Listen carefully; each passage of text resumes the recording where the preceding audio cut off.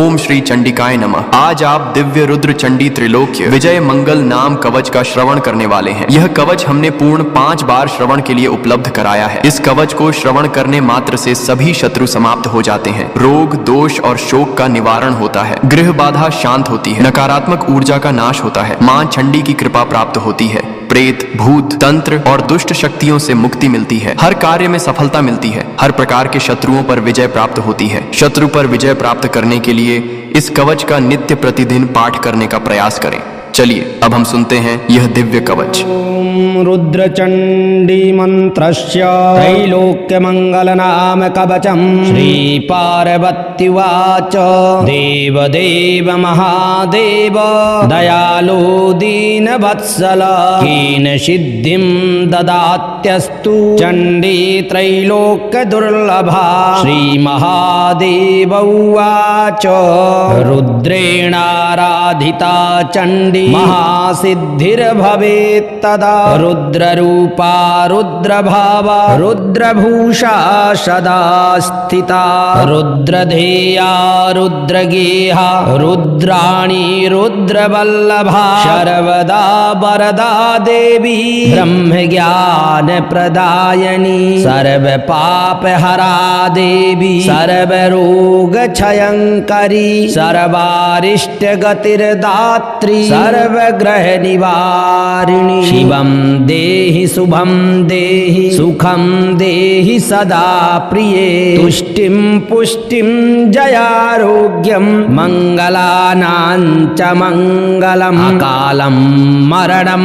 वापि काले मृत्युर्यदा भवेत् ज्ञात्वा देवगणाः सर्वे चण्डय भूतरुद्रगेहिनी रुद्रचंडी तदाख्याता त्रैलोक्ये परमेश्वरी रुद्रो भवन महारुद्रश्चंडी पाठ प्रसादतः तदा शापः प्रदातव्य स्वीय सिद्धिर्यदा शिवे कृष्णेनाराधिता चंडी कृष्ण चंडी न सिद्धिदा कृष्ण नाम धरा देवी सर्वतंत्रेषु गोपिता कृष्ण चंडी महादेवी प्राणान्तेन प्रकाशिता ज्ञात्वा चंडीं जगत् सर्वं कृष्ण शापो भवत्तदा स्वीय भावे तदा देवी अभिशापं करोति तेन ते स्वीय पापेन न सिद्ध्यति कदाचन श्री पार्वत्युवाच देव देव दीननाथ दीनबन्धो दयानिधे इदानीं वद मे नाथ चण्डी सिद्धिकरं परं विना ध्यानं विना पूजां विना जपपरायणं विना होमं विना मन्त्रं विना साधन संज्ञकम् अनायासेन सिद्ध्यन्ति केनोपायेन तद्वद श्री महादेव उवाच शृणु पार्वती सुभगे चण्डी सिद्धिकरं परं रुद्रधेया रुद्रचण्डी प्रसन्ना सर्वदा सती तस्याहं कवचं देवी कथयामि शुचिस्मिते त्रैलोक्ये सर्वदेवानां साधनेनैव यत्फलं तत्फलं लभते सद्यः कवचाध्यायमात्रतः शतमष्टौ पठेति अस्तु सर्वसिद्धीश्वरो भवेत् शतावृत्तिं पठेत् यो हि सप्तदीपेश्वरो भवेत् पंचाशद् पाठमात्रेण पंचाशद्वर्णसिद्धये अष्टाविंशति पाठेन अष्टसिद्धिकरे स्थिता एकादश पठेद्यस्तु रुद्रस्तस्य प्रसन्नधीः 10 विद्याः प्रसिद्ध्यन्ति यः पठेत् 10धा शिवे नवावृत्तिं पठेद्यो हि ग्रहदेव प्रसन्नधीः अष्टावृत्तिं पठेद्यस्तु अष्टपाशैर्विमुच्यते सप्तधा पाठमात्रेण चिरायुर्भवति ध्रुवं पठेत् षष्ठ षष्टम कर्म भेदे षट कर्म सिद्धये ध्रुवम पंचमं प्रपठेति अस्तु पंचात्मा च प्रसन्नधीः चतुर्थं प्रपठेति अस्तु चतुर्वेद विदाम्बरः त्रिधा पाठे महेशानि सर्वशान्तिर्भविष्यति पाठद्वयं कृतं यद्वि सर्वकाम्यं प्रसादयेत् एकधा पाठमात्रेण चण्डी सिद्धिर्भविष्यति अतः परमहं वक्षे कवचञ्च परात्परम् रक्षाकरं महामन्त्रं त्रैलोक्यमङ्गलाभिधं प्रणवो वाग्भवो माया ततः सद्यः सनातनी स्थिरा माया ततः कामो लज्जायुगमं ततः परम् एष नवाक्षरो मन्त्रः सर्वासा परिपूरकः अग्निस्तम्भं जलस्तम्भं वायुस्तम्भं ततः परं बहु किं कथ्यते देवी त्रैलोक्यस्य स्तम्भनं भवेत् दर्शयेदखिलं देवी शोषेदखिलं जगत् मोहेदखिलान् लोकान् मारयेत् सकलं जगत् वसयेद् सर्वदेवादि ऋतुभेदे महेश्वरी सर्वरक्षा करो मन्त्रः साक्षात् ब्रह्मण संशयः शिखायां प्रणवः पातु शिरसि वाग्भवः प्रिये भ्रूमध्ये रक्षते माया हृदयं कालिकावतु नाभिं पातु स्थिरां माया तदधः काम रक्षतु लिङ्गमूलं पातु लज्जा यजुर्गुह्ये सदावतु कटिं पृष्ठं कूर्परं च स्कन्धं कर्णद्वयं तथा प्रणवो रक्षते देवी मातृभावेन सर्वदा कण्ठं गलं च चिबुकम् ओष्ठद्वयं ततः परं दन्तं जिह्वां तथा रन्ध्रं तदन्ते मुखमण्डलं वाग्भवो रक्षते देवी पितृभावेन सर्वदा नासिकां हनुयुगमं च चक्षुषी भ्रूयुगं तथा ललाटं च कपालं च चन्द्रसूर्याग्निमण्डलं सर्वदा रक्षते माया शक्तिरूपे महेश्वरी वायुद्वयं ततः सर्वं पञ्जरं हृदिमण्डलं रक्षते कालिका बीजं कन्यारूपेण सर्वदा उदरं मूलदेशं च चण्डिके त्वं सदावतु रक्तं मांसं तथा मज्जा शुक्राणि मेद एव च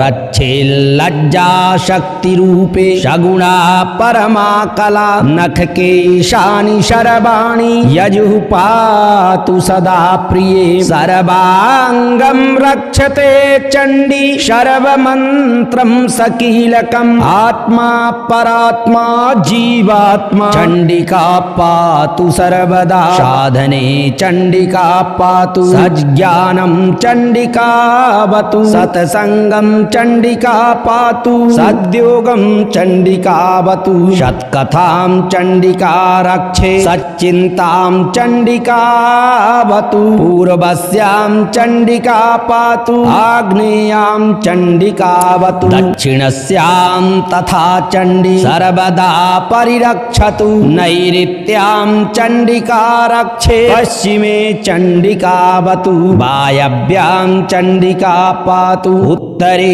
चण्डिकावतु ऐशान्यां चण्डिका पातु ऊर्ध्वाधश्चण्डिका तथा चण्डिका रक्षते कन्यां सुतं स्त्री चण्डिकावतु भ्रातरं भगिनी सर्वं चण्डिका रक्षते सदा बन्धुवर्ग कुटुम्बानि दासी दासं ततः परं रक्षते चण्डिका देवी मातृ मातृभावान् महेश्वरी गजबाजि गवान् सर्वा जन्तूनां सर्वपरवसु रक्षते चण्डिका देवी स्वीयभावेन सम्भवी वास्तु वृक्षादिकं सर्वं चण्डिका रक्षते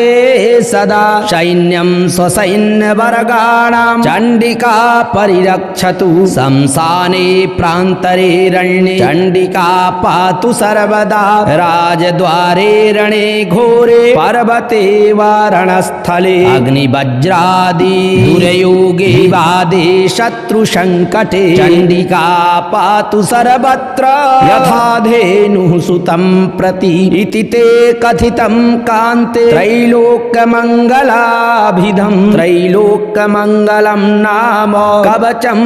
परिकथ्यते इदं कवचमज्ञात्वा चण्डीपाठं करोतु यः विपरीतं भवेत् सर्वं विघ्नस्तस्य पदे पदे इदं कवचमज्ञात्वा रुद्रचण्डी पठेद्यदि सिद्धिर्न जायते तस्य कल्पकोटिशतैरपि तदन्तं भवेत् सर्वं कवचाध्यायमात्रतः धारणे कवचं देवी फलसंख्या परिपूरकं तत्रैव कवचं देवी सर्वासा परिपूरकं पञ्चवक्त्रेण कथितं किं मया कथ्यते धुना ऊर्जे गन्धाष्टके नैव लिखेत्तु कवचं शुभं समन्त्रं कवचं देवी स्वमन्त्रं पुटितं ततः गोत्रं नाम ततः कामं पूर्णमन्त्रं लिखेत् प्रिये अष्टम्यां च चतुर्दश्यां पक्षयोरुभयोरपि प्राणप्रतिष्ठामन्त्रेण प्रतिष्ठां कुरुते ततः पूजयेद्विधियुक्तेन पञ्चाङ्गं तदनन्तरम् एवं तं धारयेत्यस्तु शरुद्रो नात्र संशयः कण्ठे वा दक्षिणे बाहौ हन्नाभिकटिदेशतः योषिद्वामभुजे धृत्वा साक्षात् कालीन संशयः धनं पुत्रं जयारोग्यं यद्यन्मनसि कामदं तत्तत् प्राप्नोति देवेशी निश्चितं मम भाषितं न संदेहो न संदेहो न संदेहा कदाचन देयं शिष्टाय शान्ताय गुरुभक्तिरताय च शक्तिध्येया शक्तिरताः शक्तिप्राणा सदाशयाः एवं तल्लक्षणैर्युक्तं कवचं दीयते क्वचित् नित्यं पूजा प्रकर्तव्या कवचं परमे शिवे अशक्तौ परमेशानि पुष्पं धूपं प्रदापयेत् तस्य देहे तस्य गेहे चण्डिका त्वचला भवेत् खले दुष्टे सठे मूर्खे दाम्भिके निन्दके तथा शक्तिनिन्दां शक्तिहिंसा यः करोति स पामरः एतेषां परमेशानि सुकृतिर्न कदाचन न दद्यात् कवचं देवी यदिच्छेदात्मनो हितं दत्ते च सिद्धिहानिः स्यात् दत्ते च शिवः भवेत् इति श्रीरुद्रयामलतन्त्रे श्रीपार्वती रहस्ये त्रैलोक्यमङ्गलं नाम रुद्रचण्डी कवचं सम्पूर्णम् ॐ तत्सत् ॐ तत्सत् ॐ तत्सत् रुद्रचण्डी मन्त्रस्य त्रैलोक्यमङ्गलनाम कवचं श्रीपार्वत्युवाच देवदेव महादेव दयालो दीनवत्सल केन सिद्धिं ददात्यस्तु चण्डी त्रैलोक्यदुर्लभा श्रीमहादेव उवाच रुद्रेणाराधिता चण्डी महासिद्धिर्भवेत् तदा रुद्ररूपा रुद्रभावा रुद्रभूषा सदा स्थिता रुद्रधेया रुद्रगेहा रुद्राणी रुद्रवल्लभा सर्वदा वरदा देवी ब्रह्मज्ञानप्रदायिनी सर्वपापहरा देवी सर्वरोगक्षया भयंकरी सर्वारिष्टगतिर्दात्री सर्वग्रह निवारिणी शिवं देहि शुभं देहि सुखं देहि सदा प्रिये तुष्टिं पुष्टिं जयारोग्यं मंगलानां च मंगलम् अकालं मरणं वापि काले मृत्युर्यदा भवेत् ज्ञात्वा देवगणाः सर्वे चण्डय भूतरुद्रगेहिनी रुद्रचण्डी तदाख्याता त्रैलोक्ये परमेश्वरी रुद्रो भवन् महारुद्रश्चण्डी पाठ प्रसादतः तदा शापः प्रदातव्यः स्वीय सिद्धिर्यदा शिवे कृष्णेनाराधिता चण्डी कृष्ण चण्डी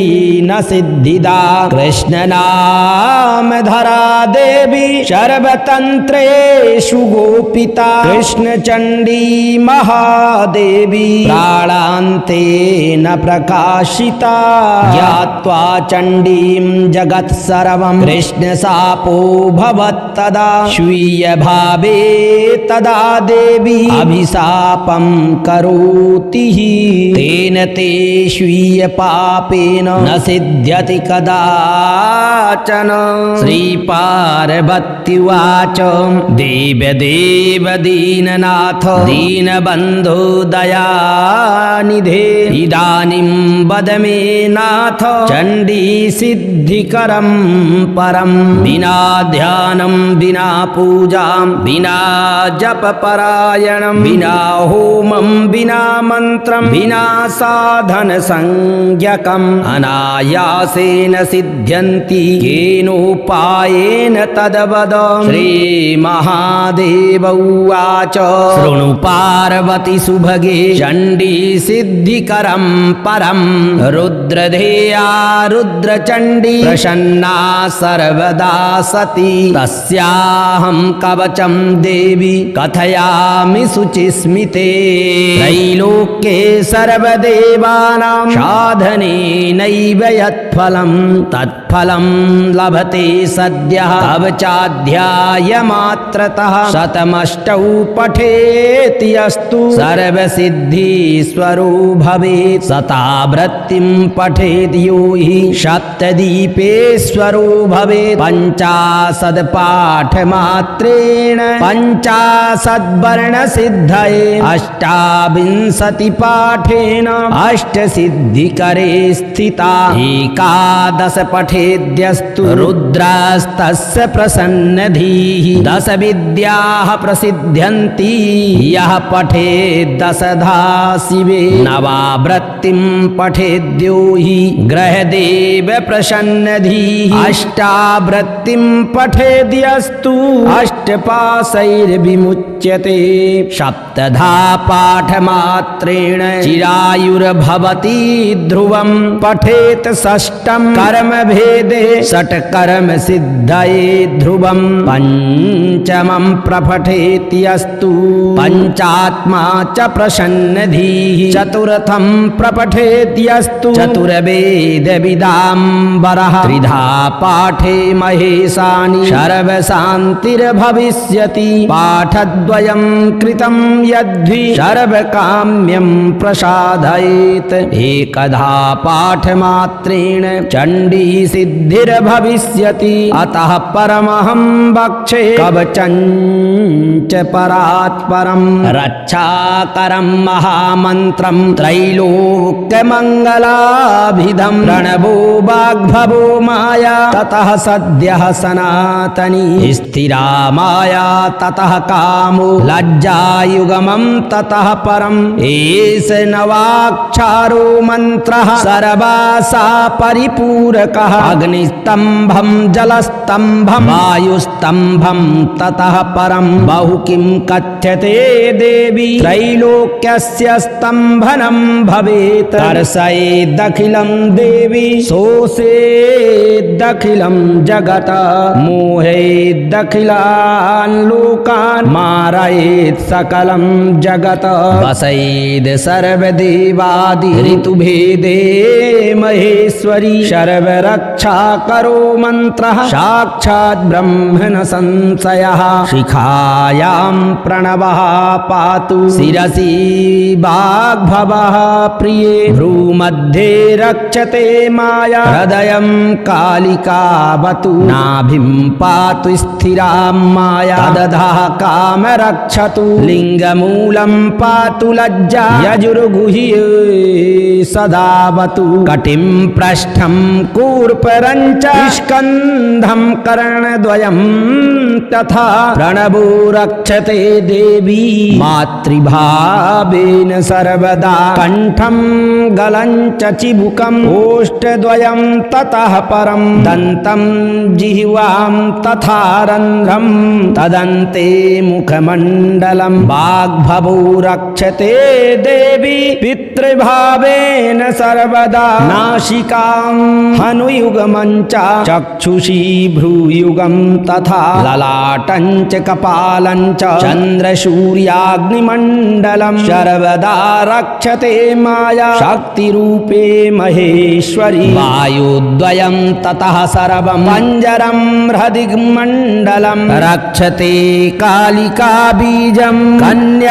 कन्यारूपेण सर्वदा उदरं मूलदेशं च चण्डिके त्वं सदावतु रक्तं मांसं तथा मज्जा शुक्राणि मेद एव च रक्षेल्लज्जा शक्तिरूपे सगुणा परमा कला नखकेशानि शरवाणि यजुः पातु सदा प्रिये सर्वाङ्गं रक्षते चण्डी शर्वमन्त्रं सकीलकम् आत्मा परात्मा जीवात्मा चण्डिका पातु सर्वदा साधने चण्डिका पातु सज्ञानं चण्डिकावतु सत्सङ्गं चण्डिका पातु सद्योगं चण्डिकावतु सत्कथां चण्डिका रक्षे सच्चिन्तां चण्डिकावतु पूर्वस्यां चण्डिका पातु आग्नेयां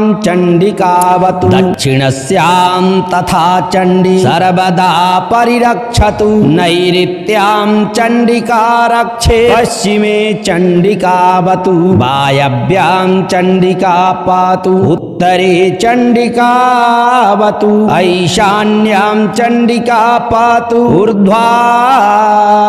ऊर्ध्वाधश्चण्डिका तथा चण्डिका रक्षते कन्यां सुतं स्त्री चण्डिकावतु भ्रातरं भगिनी सर्वं चण्डिका रक्षते सदा बन्धुवर्ग कुटुम्बानि दासी दासं ततः परं रक्षते चण्डिका देवी मातृभावान् महेश्वरी गजबाजि गवान् सर्वान् जन्तूनां सर्वपरवसु रक्षते चण्डिका देवी स्वीयभावेन सम्भवी वास्तु वृक्षादिकं सर्वं चण्डिका रक्षते सदा सैन्यं स्वसैन्यवर्गाणां चण्डिका परिरक्षतु शमशाने प्रान्तरे रण्ये चण्डिका पातु सर्वदा राजद्वारे रणे घोरे पर्वते वा रणस्थले अग्निवज्रादि दुर्योगे वादे शत्रुसङ्कटे चण्डिका पातु सर्वत्र यथा धेनुः सुतं प्रति इति ते कथितं कान्ते त्रैलोक्यमङ्गलाभिधं त्रैलोक्यमङ्गलं नाम कवचं परिकथ्यते इदं कवचमज्ञात्वा चण्डीपाठं करोतु यः विपरीतं भवेत् सर्वं विघ्नस्तस्य पदे पदे इदं कवचमज्ञात्वा रुद्रचण्डी पठेद्यदि सिद्धिर्न जायते तस्य कल्पकोटिशतैरपि तदन्तं भवेत् सर्वं कवचाध्यायमात्रतः धारणे कवचं देवी फलसङ्ख्या परिपूरकं तत्रैव कवचं देवी सर्वासा परिपूरकं पञ्चवक्त्रेण कथितं किं मया कथ्यते धुना ऊर्जे गन्धाष्टके नैव लिखेत्तु कवचं शुभं समन्त्रं कवचं देवी स्वमन्त्रं पुटितं ततः गोत्र स्तोत्रम नाम ततः कामम पूर्ण मंत्रम लिखेत प्रिये अष्टम्यां च चतुर्दश्यां पक्षयोरुभयोरपि प्राण प्रतिष्ठा मंत्रेण प्रतिष्ठां कुरुते ततः पूजयेद् विधियुक्तेन पंचांगम तदनन्तरम् एवं तं धारयेत्यस्तु शरुद्रो नात्र संशयः कंठे वा दक्षिणे बाहौ अन्नाभिकटिदेशतः योषित् वाम भुजे धृत्वा साक्षात् कालीन संशयः धनं पुत्रं जयारोग्यं यद्यन्मनसि कामदं तत्तत् प्राप्नोति देवेशी निश्चितं मम भाषितं न संदेहो न संदेहो न संदेहा कदाचन देयं शिष्टाय शान्ताय गुरुभक्तिरताय च शक्तिध्येया शक्तिरताः शक्तिप्राणा सदाशयाः एवं तल्लक्षणैर्युक्तं कवचं दीयते क्वचित् नित्यं पूजा प्रकर्तव्या कवचं परमे शिवे अशक्तौ परमेशानि पुष्पं धूपं प्रदापयेत् तस्य देहे तस्य गेहे चण्डिका त्वचला भवेत् खले दुष्टे सठे मूर्खे दाम्भिके निन्दके तथा शक्ति निन्दां शक्ति हिंसा यः करोति स पामरः एतेषां परमेशानि सुकृतिर्न कदाचन न दद्यात् कवचं देवी यदिच्छेदात्मनो हितं दत्ते च सिद्धिहानिः स्यात् दत्ते च शिवः भवेत् इति श्रीरुद्रयामलतन्त्रे श्रीपार्वती रहस्ये त्रैलोक्यमङ्गलं नाम रुद्रचण्डी कवचं सम्पूर्णम् ॐ तत्सत् ॐ तत्सत् ॐ तत्सत् रुद्रचण्डी मन्त्रस्य त्रैलोक्यमङ्गलनाम कवचं श्रीपार्वत्युवाच देवदेव महादेव दयालो दीनवत्सल केन सिद्धिं ददात्यस्तु चण्डी त्रैलोक्यदुर्लभा श्रीमहादेव उवाच रुद्रेणाराधिता चण्डी महासिद्धिर्भवेत् तदा रुद्ररूपा रुद्रभावा रुद्रभूषा सदा स्थिता रुद्रधेया रुद्रगेहा रुद्राणी रुद्रवल्लभा सर्वदा वरदा देवी ब्रह्मज्ञान प्रदायिनी सर्वपापहरा देवी सर्वरोगक्षयङ्करी सर्वारिष्टगतिर्दात्री सर्वग्रहनिवारिणी शिवं देहि शुभं देहि सुखं देहि सदा प्रिये तुष्टिं पुष्टिं जयारोग्यं मङ्गलानां च मङ्गलम् अकालं मरणं वापि काले मृत्युर्यदा भवेत् ज्ञात्वा देवगणाः सर्वे चण्डयभूतरुद्रगेहिनी रुद्रचण्डी तदाख्याता त्रैलोक्ये परमेश्वरी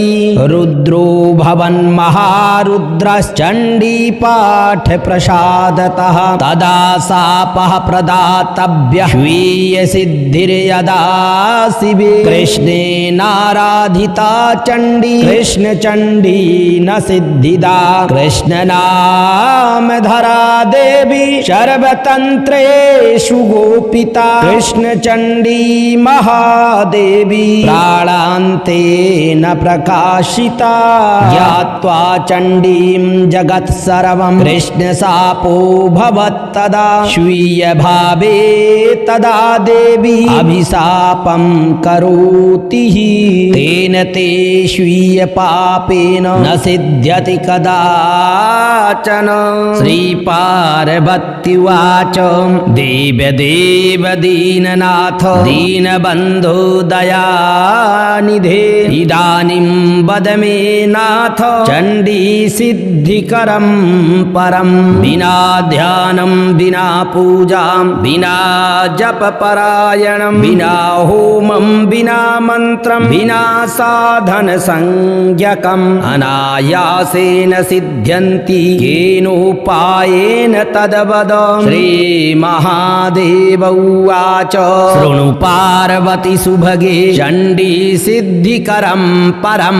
रुद्रधेया रुद्रचण्डी प्रसन्ना सर्वदा सती तस्याहं कवचं देवी कथयामि शुचिस्मिते त्रैलोक्ये सर्वदेवानां साधनेनैव यत्फलं तत्फलं लभते सद्यः कवचाध्यायमात्रतः शतमष्टौ पठेति अस्तु सर्वसिद्धीश्वरो भवेत् शतावृत्तिं पठेद् यो हि सप्तदीपेश्वरो भवेत् पञ्चाशद् पाठमात्रेण पञ्चाशद्वर्णसिद्धये अष्टाविंशति पाठेन अष्टसिद्धिकरे स्थिता एकादश पठेद्यस्तु रुद्रास्तस्य प्रसन्नधीः दश विद्याः प्रसिद्ध्यन्ति यः पठेद् दशधा शिवे नवावृत्तिं पठेद्यो हि ग्रहदेव प्रसन्नधीः अष्टावृत्तिं पठेद्यस्तु अष्टपाशैर्विमुच्यते सप्तधा पाठमात्रेण चिरायुर्भवति ध्रुवं पठेत् षष्ठं कर्मभेदे षट्कर्म सिद्धये ध्रुवं पञ्चमं प्रपठेत्यस्तु पञ्चात्मा च प्रसन्नधीः चतुर्थं प्रपठेत्यस्तु चतुर्वेदविदाम्बरः त्रिधा पाठे महेशानि सर्वशान्तिर्भविष्यति पाठद्वयं कृतं यद्वि सर्वकाम्यं प्रसादयेत् एकधा पाठमात्रेण चण्डी सिद्धिर्भविष्यति अतः परमहं वक्षे कवचं च परात्परं रक्षाकरं महामन्त्रं त्रैलोक्यमङ्गलाभिधं प्रणवो वाग्भवो माया ततः सद्यः सनातनी स्थिरा माया ततः कामो लज्जायुगमं ततः परम् एष नवाक्षरो मन्त्रः सर्वासा परिपूरकः अग्निस्तम्भं जलस्तम्भं वायुस्तम्भं ततः परं बहु किं कथ्यते देवी त्रैलोक्यस्य स्तम्भनं भवेत् दर्शयेदखिलं देवी शोषेदखिलं जगत् मोहेदखिलान् लोकान् मारयेत् सकलं जगत् वसयेद् सर्वदेवादि ऋतुभेदे महेश्वरी सर्वरक्षा करो मन्त्रः साक्षात् ब्रह्मण संशयः शिखायां प्रणवः पातु शिरसि वाग्भवः प्रिये भ्रूमध्ये रक्षते माया हृदयं कालिकावतु नाभिं पातु स्थिरां माया तदधः काम रक्षतु लिङ्गमूलं पातु लज्जा यजुर्गुह्ये सदावतु कटिं पृष्ठं कूर्परञ्च स्कन्धं कर्णद्वयं तथा प्रणवो रक्षते देवी मातृभावेन सर्वदा कण्ठं गलं च चिबुकम् ओष्ठद्वयं ततः परं दन्तं जिह्वां तथा रन्ध्रं तदन्ते मुखमण्डलं वाग्भवो रक्षते देवी पितृभावेन सर्वदा नासिकां हनुयुगमं च चक्षुषी भ्रूयुगं तथा ललाटं च कपालं च चन्द्रसूर्याग्निमण्डलं सर्वदा रक्षते माया शक्तिरूपे महेश्वरी वायुद्वयं ततः सर्वं पञ्जरं हृदिमण्डलं रक्षते कालिका बीजं कन्यारूपेण सर्वदा उदरं मूलदेशं च चण्डिका चण्डिके त्वं सदावतु रक्तं मांसं तथा मज्जा शुक्राणि मेद एव च रच्छेल्लज्जा शक्तिरूपे सगुणा परमा कला नखकेशानि शरवाणि यजुः पातु सदा प्रिये सर्वाङ्गं रक्षते चण्डी शर्वमन्त्रं सकीलकम् आत्मा परात्मा जीवात्मा चण्डिका पातु सर्वदा साधने चण्डिका पातु सज्ञानं चण्डिकावतु सत्सङ्गं चण्डिका पातु सद्योगं चण्डिकावतु सत्कथां चण्डिका रक्षे सच्चिन्तां चण्डिकावतु पूर्वस्यां चण्डिका पातु आग्नेयां चण्डिकावतु दक्षिणस्यां तथा चण्डी सर्वदा परिरक्षतु नैऋत्यां चण्डिका रक्षे पश्चिमे चण्डिकावतु वायव्यां चण्डिका पातु उत्तरे चण्डिकावतु ऐशान्यां चण्डिका पातु ऊर्ध्वाधश्चण्डिका तथा चण्डिका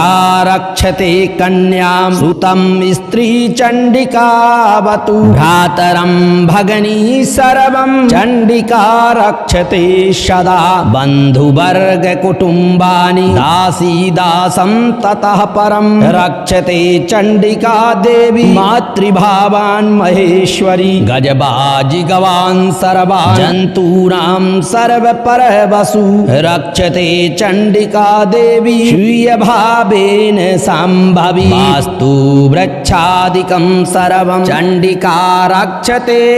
सदा सैन्यं स्वसैन्यवर्गाणां चण्डिका परिरक्षतु शंसाने प्रान्तरे रण्ये चण्डिका पातु सर्वदा राजद्वारे रणे घोरे पर्वते वा रणस्थले अग्निवज्रादि दुर्योगे वादे शत्रुसङ्कटे चण्डिका पातु सर्वत्र यथा धेनुः सुतं प्रति इति ते कथितं कान्ते त्रैलोक्यमङ्गलाभिधं त्रैलोक्यमङ्गलं नाम कवचं परिकथ्यते इदं कवचमज्ञात्वा चण्डीपाठं करोतु यः विपरीतं भवेत् सर्वं विघ्नस्तस्य पदे पदे इदं कवचमज्ञात्वा रुद्रचण्डी पठेद्यदि सिद्धिर्न जायते तस्य कल्पकोटिशतैरपि तदन्तं भवेत् सर्वं कवचाध्यायमात्रतः धारणे कवचं देवी फलसङ्ख्या परिपूरकं तत्रैव कवचं देवी सर्वासा परिपूरकं पञ्चवक्त्रेण कथितं किं मया कथ्यते धुना ऊर्जे गन्धाष्टके नैव लिखेत्तु कवचं शुभं समन्त्रं कवचं देवी स्वमन्त्रं पुटितं ततः गोत्रं नाम ततः कामं पूर्णमन्त्रं लिखेत् प्रिये अष्टम्यां च चतुर्दश्यां पक्षयोरुभयोरपि प्राणप्रतिष्ठामान्त्रेण प्रतिष्ठां कुरुते ततः पूजयेद्विधियुक्तेन पञ्चाङ्गं तदनन्तरम् एवं तं धारयेत्यस्तु शरुद्रो नात्र संशयः कण्ठे वा दक्षिणे बाहौ अन्नाभिकटिदेशतः योषिद्वामभुजे धृत्वा साक्षात् कालीन संशयः धनं पुत्रं जयारोग्यं यद्यन्मनसि कामदं तत्तत् प्राप्नोति देवेशी निश्चितं मम भाषितं न संदेहो न संदेहो न संदेहा कदाचन देयं शिष्टाय शान्ताय गुरुभक्तिरताय च शक्तिध्येया शक्तिरताः शक्तिप्राणा सदाशयाः एवं तल्लक्षणैर्युक्तं कवचं दीयते क्वचित् नित्यं पूजा प्रकर्तव्या कवचं परमे शिवे अशक्तौ परमेशानि पुष्पं धूपं प्रदापयेत् तस्य देहे तस्य गेहे चण्डिका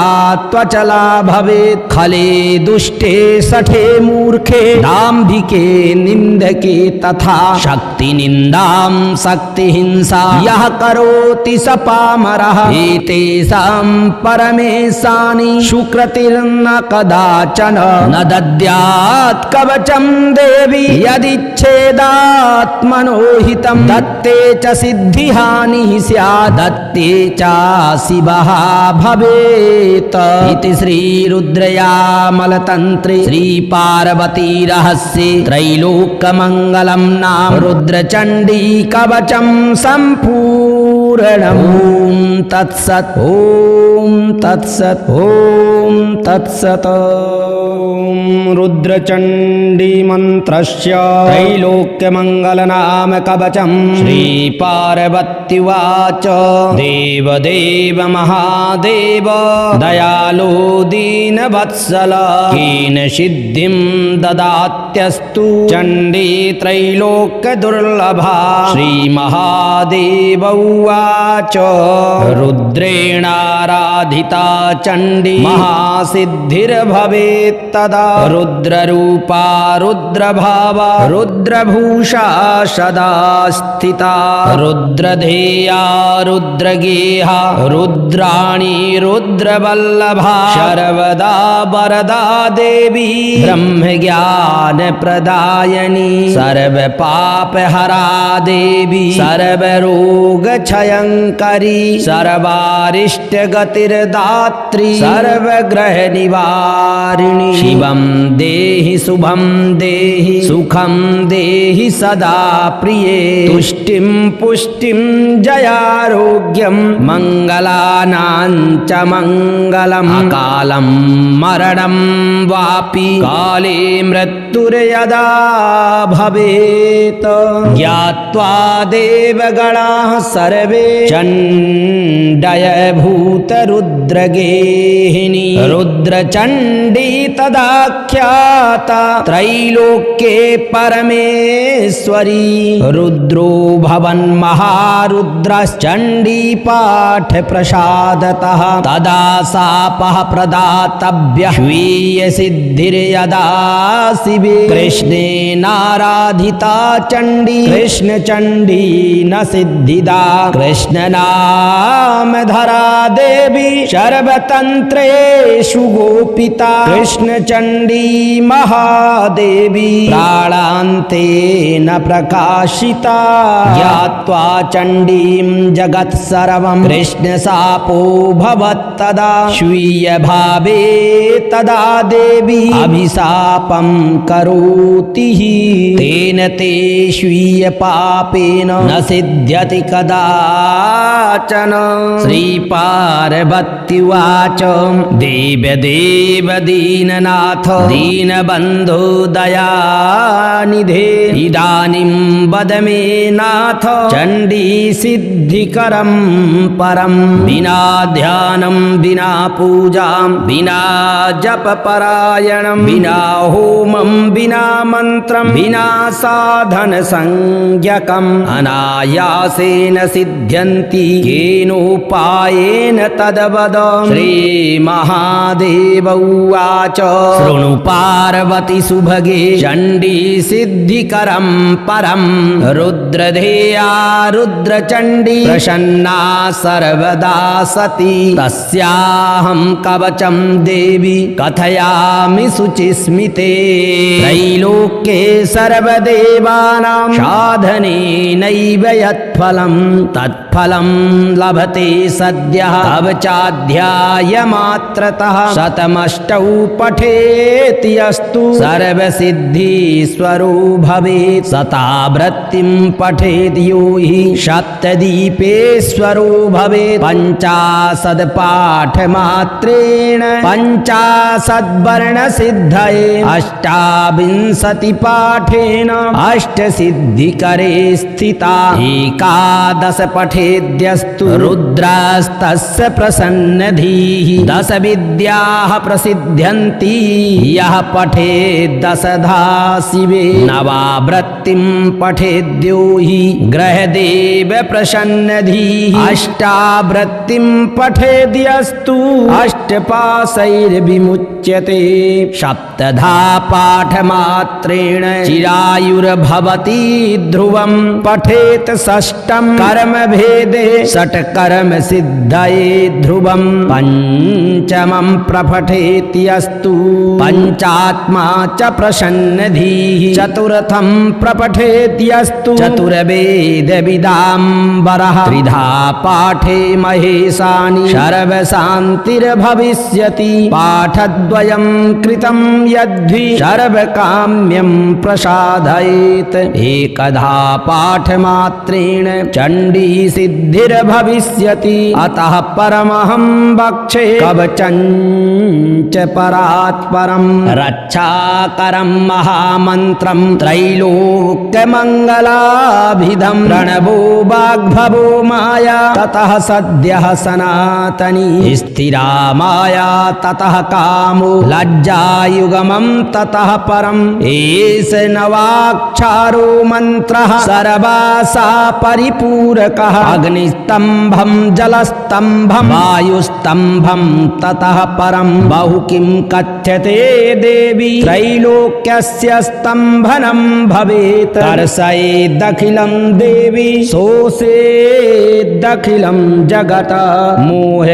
मोहेदखिलान् लोकान् मारयेत् सकलं जगत् वसयेद् सर्वदेवादि ऋतुभेदे महेश्वरी सर्वरक्षा करो मन्त्रः साक्षात् ब्रह्मण संशयः शिखायां प्रणवः पातु शिरसि वाग्भवः प्रिये भ्रूमध्ये रक्षते माया हृदयं कालिकावतु नाभिं पातु स्थिरां माया तदधः काम रक्षतु लिङ्गमूलं पातु लज्जा यजुर्गुह्ये सदावतु कटिं पृष्ठं कूर्परं च स्कन्धं कर्णद्वयं तथा प्रणवो रक्षते देवी मातृभावेन सर्वदा कण्ठं गलं च चिबुकम् ओष्ठद्वयं ततः परं दन्तं जिह्वां तथा रन्ध्रं तदन्ते मुखमण्डलं वाग्भवो रक्षते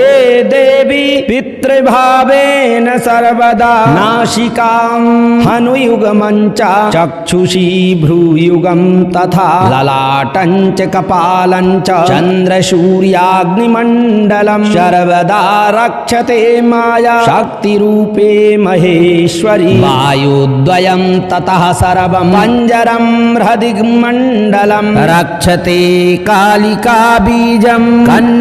कन्यारूपेण सर्वदा उदरं मूलदेशं च चण्डिके त्वं सदावतु रक्तं मांसं तथा मज्जा शुक्राणि मेद एव च रक्षेल्लज्जा शक्तिरूपे सगुणा परमा कला नखकेशानि शरवाणि यजुः पातु सदा प्रिये सर्वाङ्गं रक्षते चण्डी शर्वमन्त्रं सकीलकम् आत्मा परात्मा जीवात्मा चण्डिका पातु सर्वदा साधने चण्डिका पातु सज्ञानं चण्डिकावतु सत्सङ्गं चण्डिका पातु सद्योगं चण्डिकावतु सत्कथां चण्डिका रक्षे सच्चिन्तां चण्डिकावतु पूर्वस्यां चण्डिका पातु आग्नेयां चण्डिकावतु दक्षिणस्यां तथा चण्डी सर्वदा परिरक्षतु नैऋत्यां चण्डिका रक्षे पश्चिमे चण्डिकावतु वायव्यां चण्डिका पातु उत्तरे चण्डिकावतु ऐशान्यां चण्डिका पातु ऊर्ध्वाधश्चण्डिका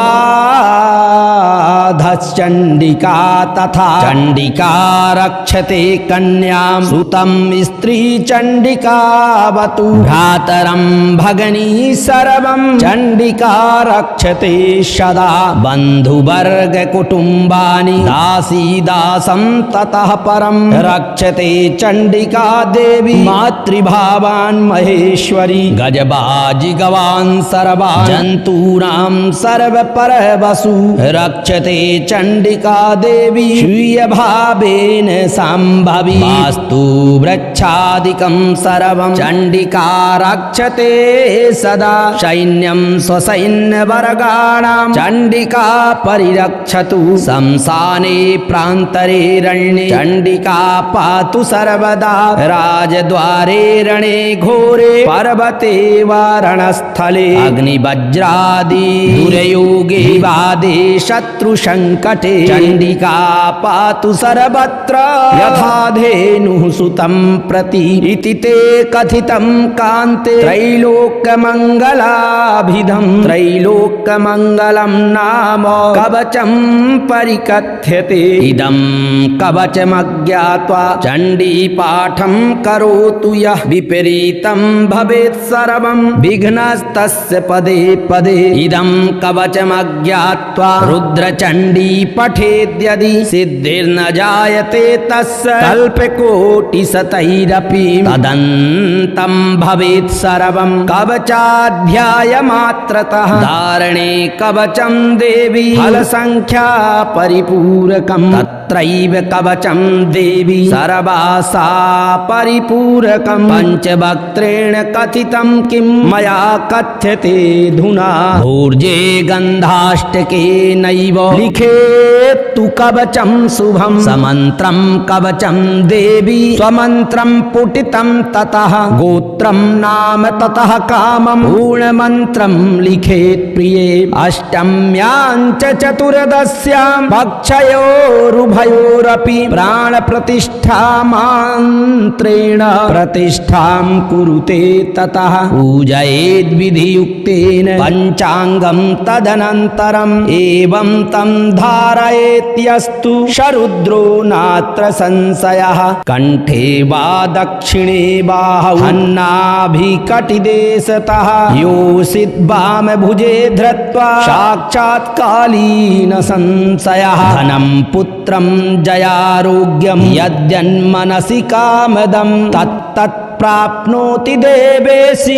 निश्चितं मम भाषितं न संदेहो न संदेहो न संदेहा कदाचन देयं शिष्टाय शान्ताय गुरुभक्तिरताय च शक्तिध्येया शक्तिरताः शक्तिप्राणा सदाशयाः एवं तल्लक्षणैर्युक्तं कवचं दीयते क्वचित् नित्यं पूजा प्रकर्तव्या कवचं परमे शिवे अशक्तौ परमेशानि पुष्पं धूपं प्रदापयेत् तस्य देहे तस्य गेहे चण्डिका त्वचला भवेत् खले दुष्टे सठे मूर्खे दाम्भिके निन्दके तथा शक्तिनिन्दां शक्तिहिंसा यः करोति स पामरः एतेषां परमेशानि सुकृतिर्न कदाचन न दद्यात् कवचं देवी यदिच्छेदात्मनो हितं दत्ते च सिद्धिहानिः स्यात् दत्ते च शिवः भवेत् इति श्रीरुद्रयामलतन्त्रे श्रीपार्वती रहस्ये त्रैलोक्यमङ्गलं नाम रुद्रचण्डी कवचं सम्पूर्णम् ॐ तत्सत् ॐ तत्सत् ॐ तत्सत् रुद्रचण्डी मन्त्रस्य त्रैलोक्यमङ्गलनाम कवचं श्रीपार्वत्युवाच देवदेव महादेव दयालो दीनवत्सल कीन सिद्धिं ददात्यस्तु चण्डी त्रैलोक्यदुर्लभा श्रीमहादेव उवाच रुद्रेणाराधिता चण्डी महासिद्धिर्भवेत् तदा सर्वदा रुद्ररूपा रुद्रभावा रुद्रभूषा सदा स्थिता रुद्रधेया रुद्रगेहा रुद्राणी रुद्रवल्लभा सर्वदा वरदा देवी ब्रह्मज्ञान प्रदायिनी सर्वपापहरा देवी सर्वरोगक्षयङ्करी सर्वारिष्टगतिर्दात्री सर्वग्रहनिवारिणी शिवं देहि शुभं देहि सुखं देहि सदा प्रिये तुष्टिं पुष्टिं जयारोग्यं मङ्गलानां च मङ्गलम् अकालं मरणं वापि काले मृत्युर्यदा भवेत् ज्ञात्वा देवगणाः सर्वे चण्डय भूतरुद्रगेहिनी रुद्रचण्डी तदाख्याता त्रैलोक्ये परमेश्वरी रुद्रो भवन् महारुद्रश्चण्डी पाठ प्रसादतः तदा शापः प्रदातव्यः स्वीय सिद्धिर्यदा शिवे कृष्णेनाराधिता चण्डी कृष्ण चण्डी न सिद्धिदा कृष्ण नाम धरा देवी सर्वतन्त्रेषु गोपिता कृष्ण चण्डी महादेवी प्राणान्तेन प्रकाशिता ज्ञात्वा चण्डीं जगत् सर्वं कृष्ण शापो भवत्तदा स्वीय भावे तदा देवी अभिशापं करोति तेन ते स्वीय पापेन न सिद्ध्यति कदाचन श्रीपार्वत्युवाच देव देव दीननाथ दीनबन्धो दयानिधे इदानीं वद मे नाथ चण्डी सिद्धिकरं परं विना ध्यानं विना पूजां विना जपपरायणं विना होमं विना मन्त्रं विना साधन संज्ञकम् अनायासेन सिद्ध्यन्ति केनोपायेन तद्वद श्रीमहादेव उवाच शृणु पार्वती सुभगे चण्डी सिद्धिकरं परं रुद्रधेया रुद्रचण्डी प्रसन्ना सर्वदा सती तस्याहं कवचं देवी कथयामि शुचिस्मिते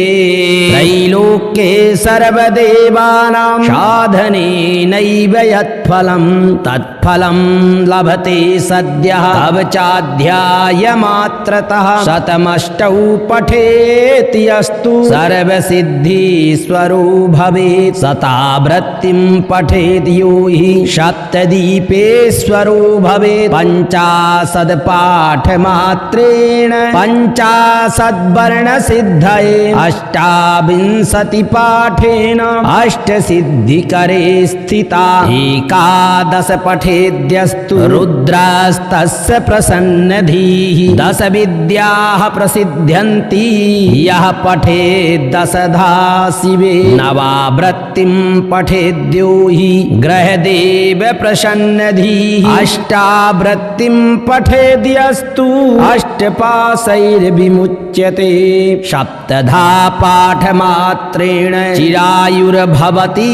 ध्रुवं पठेत् षष्ठं कर्मभेदे षट्कर्म सिद्धये ध्रुवं पञ्चमं प्रपठेति अस्तु पञ्चात्मा च प्रसन्नधीः चतुर्थं प्रपठेति अस्तु चतुर्वेद विदाम्बरः त्रिधा पाठे महेशानि सर्वशान्तिर्भविष्यति पाठद्वयं कृतं यद्वि सर्वकाम्यं प्रसादयेत् एकधा पाठमात्रेण चण्डी सिद्धिर्भविष्यति अतः परमहं वक्षे कवचञ्च परात्परं रक्षाकरं महामन्त्रं त्रैलोक्यमङ्गलाभिधं प्रणवो वाग्भवो माया ततः सद्यः सनातनी स्थिरा माया ततः कामो लज्जायुगमं ततः परम् एष नवाक्षरो मन्त्रः सर्वासा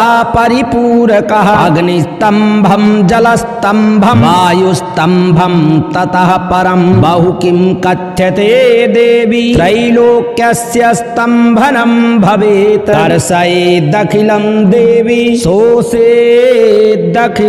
जगत् मोहयेदखिलान् लोकान् मारयेत् सकलं जगत् वसयेद् सर्वदेवादि ऋतुभेदे महेश्वरी सर्वरक्षा करो मन्त्रः साक्षात् ब्रह्मण संशयः शिखायां प्रणवः पातु शिरसि वाग्भवः प्रिये भ्रूमध्ये रक्षते माया हृदयं कालिकावतु नाभिं पातु स्थिरां माया तदधः काम रक्षतु लिङ्गमूलं पातु लज्जा यजुर्गुह्ये सदावतु कटिं पृष्ठं कूर्परञ्च स्कन्धं कर्णद्वयं तथा प्रणवो रक्षते देवी मातृभावेन सर्वदा कण्ठं गलं च चिबुकम् ओष्ठद्वयं ततः परं दन्तं जिह्वां तथा रन्ध्रं तदन्ते मुखमण्डलं वाग्भवो रक्षते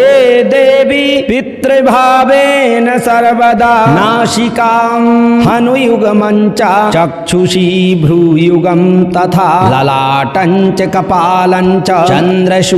चन्द्रसूर्याग्निमण्डलं सर्वदा रक्षते माया शक्तिरूपे महेश्वरी वायुद्वयं ततः सर्वं पञ्जरं हृदिमण्डलं रक्षते कालिका बीजं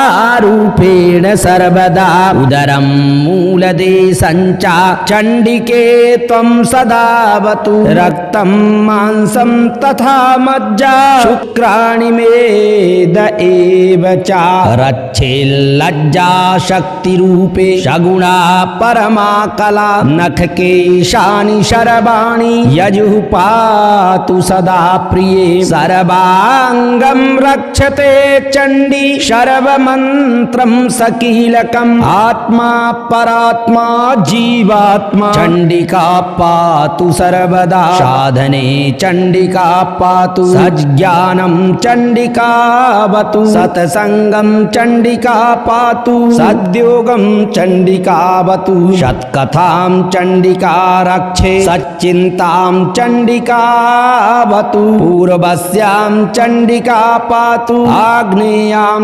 चण्डिकावतु दक्षिणस्यां तथा चण्डी सर्वदा परिरक्षतु नैऋत्यां चण्डिका रक्षे पश्चिमे चण्डिकावतु वायव्यां चण्डिका पातु उत्तरे चण्डिकावतु ऐशान्यां चण्डिका पातु